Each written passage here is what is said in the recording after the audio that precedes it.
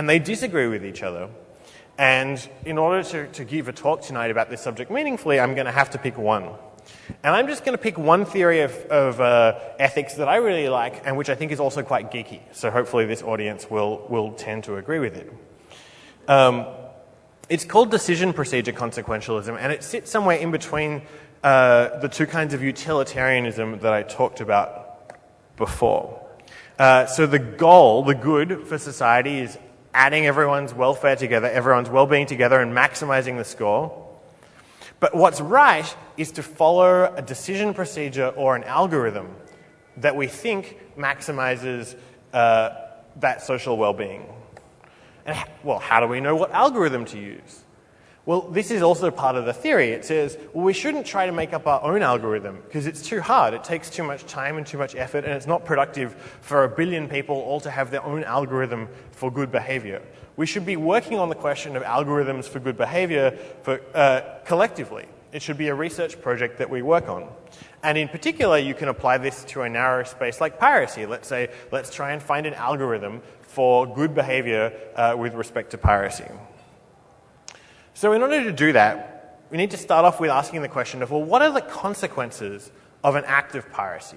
If I decide to copy something without authorization, how do I understand the consequences for everyone else in the world from taking that action?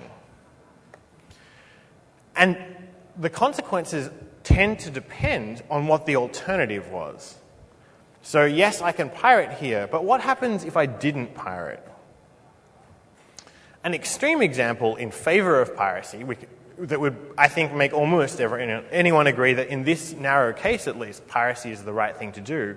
Imagine a student in a third world country who earns $2 a day, and they're very bright and they're studying hard, and they want to get a textbook for some specialized field because they want to learn and study that field so that perhaps they can get into a PhD program on the other side of the world or get a better paying job. But they just can't afford this at the moment. And if they don't pirate the book, they simply won't have a copy of the book. I think most people would agree that in this narrow instance, it's ethical for that person to pirate the book.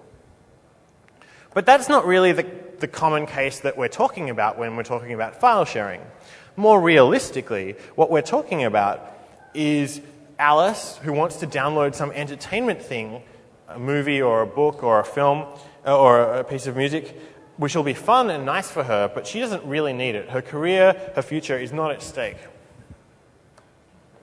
And so here, if we ask what the alternative to piracy is, it turns out there are two possibilities, two worlds we might be living in. And it'll depend on who Alice is and which thing she's thinking about pirating as to whether we're in A world or B world.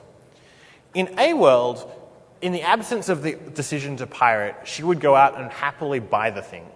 CD's $10, she thinks it'll be worth $30 to her, so she goes out and she buys it. Or in B world, perhaps the CD is $10 and she thinks, no, look, you know, it might be nice, but it's not really worth $10 to me, maybe I'd pay $5. And so in the absence of piracy, she would not buy the CD. In that second case, I think certain consequentialist theories say, well, piracy is a constructive thing to do. It makes Alice better off. She gets to enjoy the music. And it doesn't make anyone worse off because the alternative didn't have anyone gaining any benefit. So piracy maybe is arguably okay in that case. But if she was going to buy the album in the absence of piracy, well, that's a more murky situation. And if we look further into that murky situation, we see consequences. If Alice pirates instead of buying, she's a little bit richer. She has $10 more than she would have had otherwise. And the publisher or the artist, on the other hand, is $10 poorer. So those look maybe like they cancel out, maybe. But there's a third consequence that is ethically very important. And that is that the incentive for future artists, or maybe this artist at a future moment in time, to spend time and effort on producing albums, or to quit their day job and stop waiting tables at a cafe and go and produce music full time, the incentive or ability for the artist to do that is reduced. And that actually hurts Alice. with very small probability, it means there'll be some future album that she wants that won't exist because she didn't pay for the last one. But more importantly than that, Alice isn't only hurting herself. She's actually hurting everyone else in the world who likes the same music. Because that small probability event, one less album, hurts everyone. And this is why the ethics of piracy is tricky. This problem is called the tragedy of the commons, and if you go and ask economists and lawyers about copyright law, they'll tell you about this. But it's not always intuitive to us that it's occurring. So is it good for Alice to pirate if she would have purchased the album? Probably not.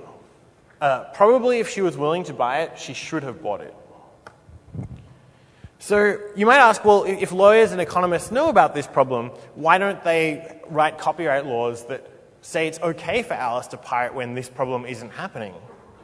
And there's a political answer, which I think is the real answer, which is that copyright law is written by and for publishers, and so they're not too worried about the benefits of piracy for Alice.